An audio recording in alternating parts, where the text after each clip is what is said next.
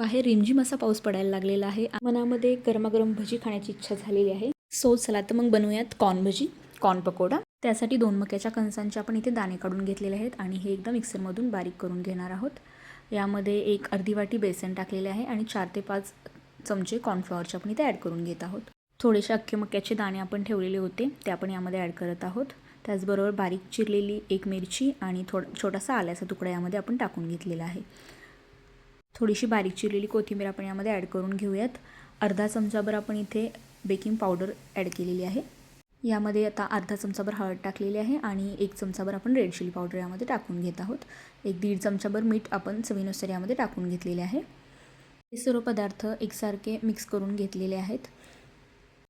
मध्ये आपण पाणी ॲड करत नाही आहोत कारण की ऑलरेडी मका हे जे आहे, मक्याचे कणीस जे आहे ऑलरेडी पाणीदार असते, त्यामध्ये पाणी असते.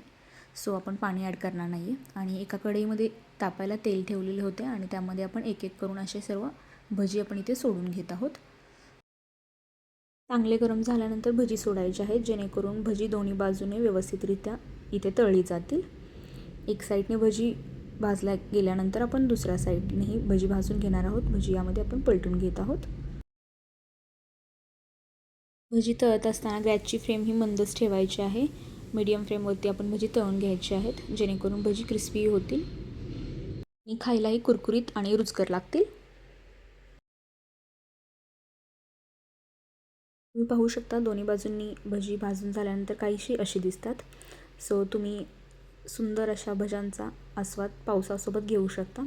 सो अशाच नवनवीन रेसिपीजसाठी आपल्या चॅनलला नक्की सबस्क्राईब करा. व्हिडिओ आवडला असेल तर लाईक करा आणि तुमच्या फ्रेंड्ससोबत शेअर करा. Thank you so much for watching our video.